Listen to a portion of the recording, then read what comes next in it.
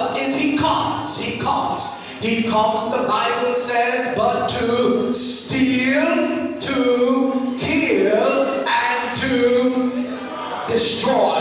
He wants to kill. He wants to steal. He wants to destroy the very purpose of your life. He wants to destroy the very destiny of your life, because there is something about your life that makes the devil run crazy. You think, amen, that the reason why you are going through what you're going through is because people don't like you. No, no, no. The reason why you're going through what you are going through is because you are a threat to the kingdom of darkness. And the devil has made up his mind that he has to stop you before you reach your destiny, and stop you before you reach your purpose. But how many of you know that he who has begun a good work in me, he shall perform it until I don't have nobody that's going to help me preach? I said, God is getting ready to accomplish in you that which he has started, and there is no devil in hell that can stop God from moving in your life. I dare you to jump on your feet and grab somebody by the hand and tell him, I'm on my way. I'm on my way. I'm on my way. Shout hallelujah. I'm on my way. I'm on my way. I'm on my way. You may be seated. I'm almost there. I'm just starting. I'm on my way. I know it don't look like it. It don't look like it. It may not seem like it. But don't judge me right now. I may not look like I'm going nowhere. I may not look like I have $1 million. But don't judge me right now. Don't look at me and mistake me, honey. Because God is getting ready to do something in my life. And don't look at me and think, amen, that I'm not anybody. Because just as quick as you judge me, just as quick as you write me off, that's just as quick as God can turn it around.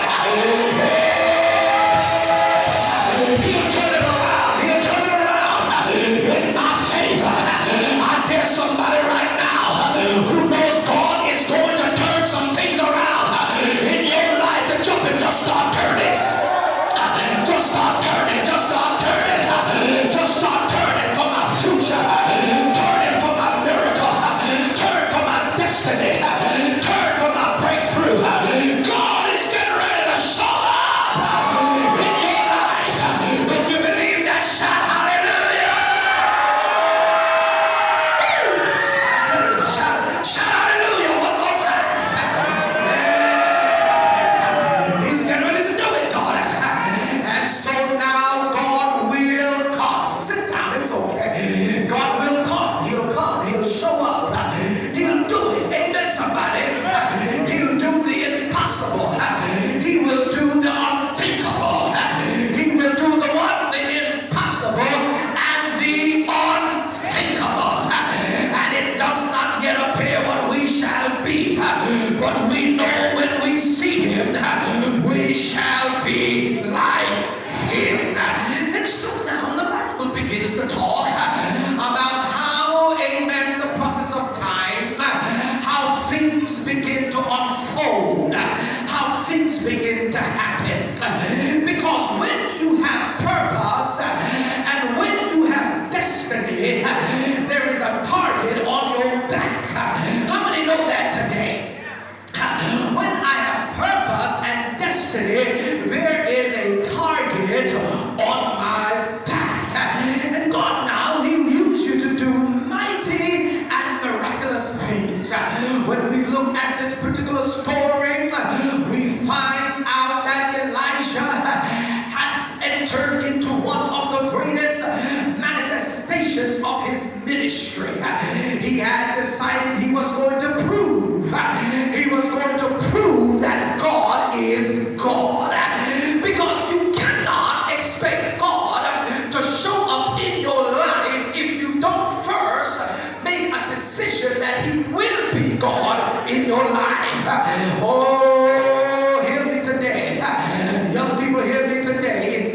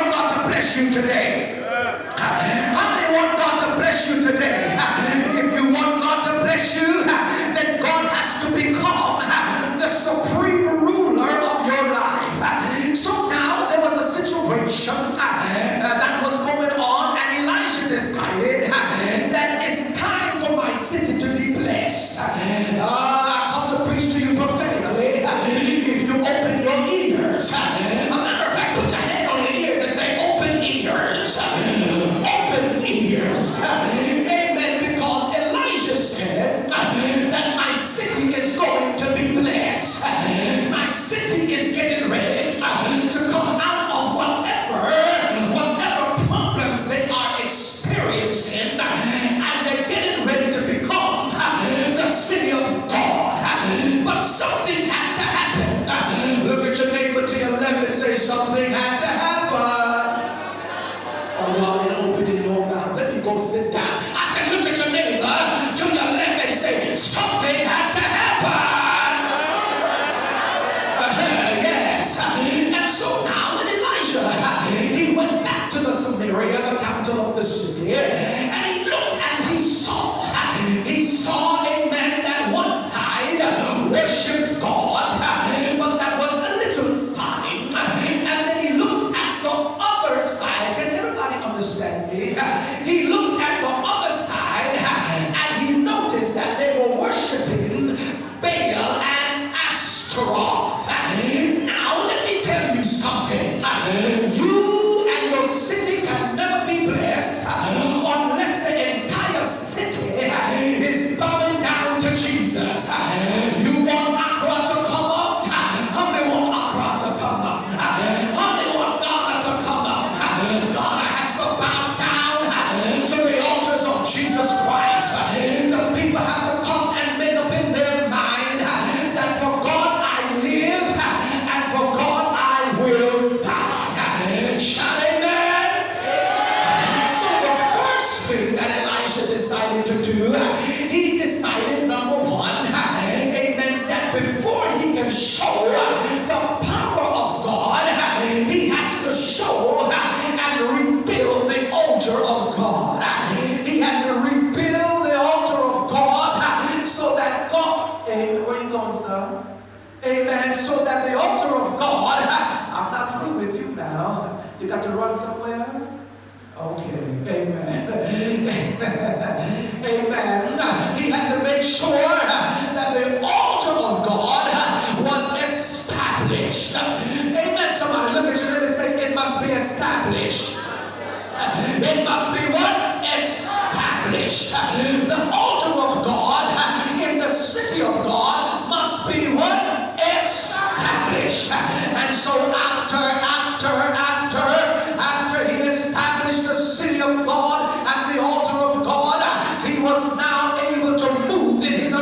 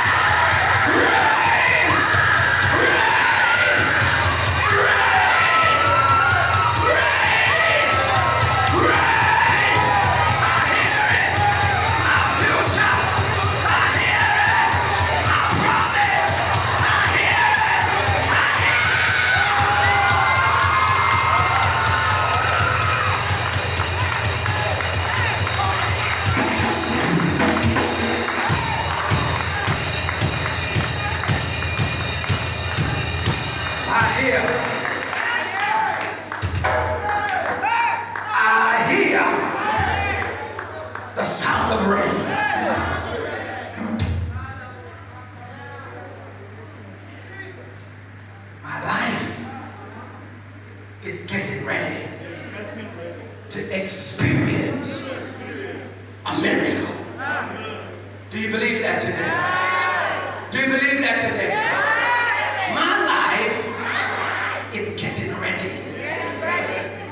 I don't care what has happened in your past.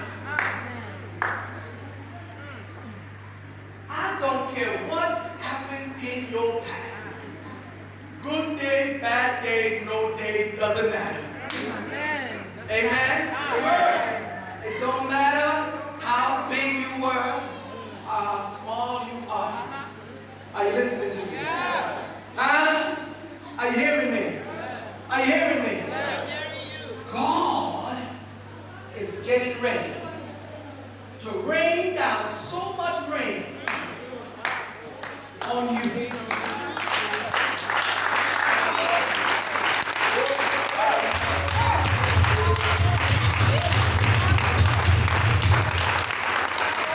So much rain is getting ready.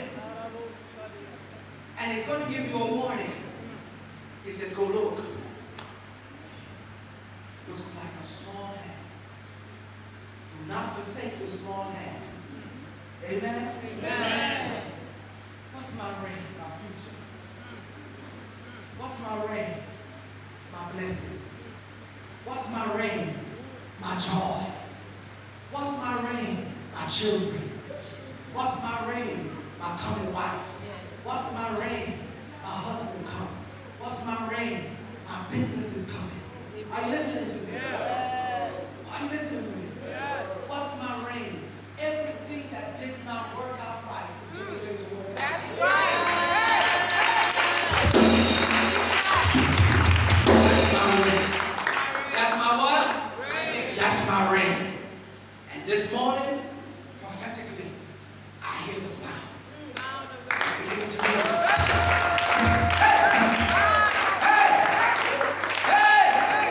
It's beginning to what? It's beginning to move. It's beginning to rain. I feel a squeeze and release. I feel a squeeze and release. I'm getting ready to prophesy. I'm getting ready to pronounce some stuff. I feel it. I feel it. I feel it. I feel it. How many ready for it? How many ready for it? Grab somebody. Grab one person. Find one person. Find one person. Just one person. Hold their hand. Hold their hand. Two hands. Hold their hands. Two hands. No, one person. One person. Find one person. One person. One person. One person. And I want you to get into the spirit. I want you to get into the spirit. I want you to get into the spirit. Because all of us are called to prophesy. All of us are called to prophesy.